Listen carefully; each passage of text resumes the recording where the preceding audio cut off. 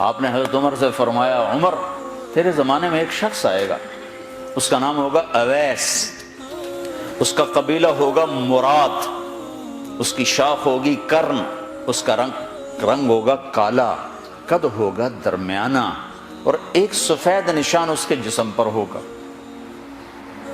جب وہ آئے تو تم اس سے دعا کرانا، علی تو بھی کرانا، عمر تو بھی کرانا، اور میں قسم کھا کے کہتا ہوں کہ اویس جیسوں سے دنیا بھر جائے تو عمر و علی کے ایک بدن کے بال کے برابر نہیں، لیکن اس کے ذریعے سے ایک پیغام آگے پہنچانا تھا۔ تو حضرت عمر اور حضرت علی حیران ہو کر دیکھنے لگے کہ ہمیں کہا جا رہا ہے کہ اویس سے دعا کروائیں، وہ ہم صحابی وہ تابعی۔ تو آپ نے فرمایا اس نے ماں کی ایسی خدمت کی ہے، جب وہ ہاتھ اٹھاتا ہے تو اللہ ہاتھ واپس خالی موڑتا ہی نہیں۔ یہ پیغام پہنچانا تھا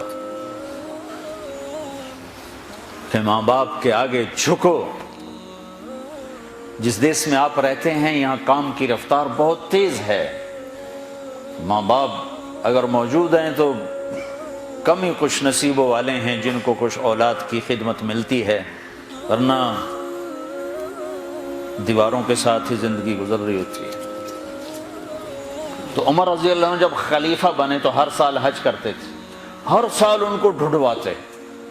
اب مجھے یہ نہیں پتا درمیان کے کوئی سال ہوں گے کہ ایک سال آپ نے حج پر سارے حاجی اکٹھے کر لیے، ایسے اپنے سامنے کا کھڑے ہو جاؤ بھائی، سب کھڑے کر لیے، کہنے لگے بیٹھ جاؤ سارے یمن والے کھڑے رہو، تو سارے بیٹھ گئے، یمنی کھڑے رہے، کہا سارے یمن والے بیٹھ جاؤ، قبیلہ مراد والے کھڑے رہو، تو سارے یمنی بیٹھ گئے، مراد والے کھڑے رہے۔ اس سال میں یمن گیا جماعت میں تو اویس کرنی کے گاؤں گیا، ان کی جگہ پیدا ہوئے، جو ان کا قبیلے کے لوگوں سے ملا، اس علاقے سے گزرا، دیکھا کہ اچھا یہاں وہ ہستی پیدا ہوئی تھی۔ خشک پہاڑ ہیں، بالکل خشک پہاڑ۔ پھر آپ نے کہا مراد والے بیٹھ جاؤ، قرن والے کھڑے رہو، تو صرف ایک آدمی باقی بچا۔ تو آپ نے اس سے پوچھا تم قرنی ہو؟ کہا جی ہاں۔ اویس کو جانتے ہو؟ کہا جانتا ہوں، میرا سگا بھتیجا ہے، میرے بھائی کا بیٹا، لیکن وہ تو تھوڑا پاگل سا ہے، آپ اس کا کیوں پوچھ رہے ہیں؟ تو عمر رضی اللہ تعالیٰ نے رونے لگے، کہا وہ نہیں، تو پاگل نظر آتا ہے۔ پھر آپ نے پوچھا کدھر ہے؟ آیا ہوا ہے حج میں ہے؟ کہا جی ہے۔ کدھر ہے؟ کہا جو اونٹ چرانے نکلا تھا عرفات کی طرف۔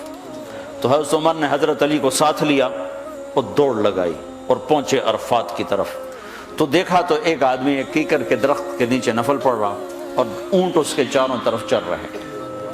تو یہ دونوں حضرات بیٹھ گئے، تو انہوں نے اویس نے محسوس کیا کچھ آ گئے لوگ، تو انہوں نے نماز مختصر کر دی، سلام پھیرا۔ تو حضرت عمر نے پوچھا کون ہو بھائی؟ کہا جی مزدور ہوں۔ کہا تیرا نام کیا ہے؟ کہا جی اللہ کا بندہ۔ کہا بھائی ہم سارے کے بندے ہیں، میں پوچھ رہا ہوں جو نام تیری ماں نے تیرا رکھا وہ کیا ہے؟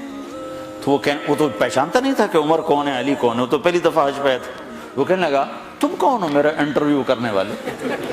انٹرویو تو میں اپنی طرف سے کہہ رہا ہوں۔ میں کہا تم کون ہو میرا پوچھنے والے؟ تو حضرت علی بولے یہ امیر المومنین ہیں عمر بن خطاب اور میں ہوں علی بن ابی طالب۔ پھر وہ ایسے ایک دم گھبرائے، دونوں کو سلام کیا، میں معذرت چاہتا ہوں میں نے پہچانا نہیں۔ تو عمر رضی اللہ عنہ نے فرمایا ہاتھ اٹھا، ہاتھ اٹھا۔ برمنگم والوں کو پیغام پہنچے کہ ماں کی خدمت کیسے کی جاتی، کہ عمر جیسا ہاتھ اٹھوا رہا ہے، علی جیسا، علی جیسا۔ تو وہ کہنے لگے میں آپ کے لیے کیسے ہاتھ اٹھاؤں، میری اوقات ہے کہ میں آپ کے لیے دعا کروں؟ کہاں، ہمیں ہمارے نبی کا حکم تھا کہ اویس آئے تو اس سے دعا کروانی ہے، کہ جب وہ ہاتھ اٹھاتا ہے تو وہ ہاتھ خالی نہیں آتے۔ کس وجہ سے؟ تہجد، جہاد، تبلیغ، ذکر، تلاوت، تسبیح، حج، عمرے، نمازیں، روزے، ذکر، تلاوت۔ کس وجہ سے؟ نہیں، ان میں سے ایک وجہ بھی نہیں، ماں کی خدمت کی وجہ سے۔ پھر ایک اور جگہ آپ نے فرمایا کہ لوگ جب جنت میں چلیں گے تو اویس بھی چلے گا، جب جنت کے دروازے پر پہنچے گے تو اللہ تعالیٰ فرمائیں گے اویس کو روک لو، باقی کو جانے دو۔ تو اویس گھبرا جائیں گے، کہیں گے یا اللہ مجھے کیوں روک لیا ہے؟ تو اللہ تعالیٰ فرمائیں گے ٹھہر جاؤ، جانے دو ان کو۔ ہاں بھائی، اب یہ سامنے جہنم کے لوگ کھڑے ہوئے ہیں، تو شفاعت کر، تیری تو فعل لاکھوں انسانوں کو جنت میں ڈالو، تجھے اس لیے روکا ہے کہ تو شفاعت کر، جدھر تیری انگلی اٹھتی جائے گی ان کے لیے جنت لکھتی چلی جائے گی، ان کے لیے جنت لکھتا چلا جاؤں گا، جدھر جدھر تو انگلی اٹھائے۔ صرف پونڈ ہی سب کچھ نہیں، مائیں بھی بہت کچھ ہے، صرف پونڈ ہی سب کچھ نہیں ہے، باپ بہت کچھ ہے۔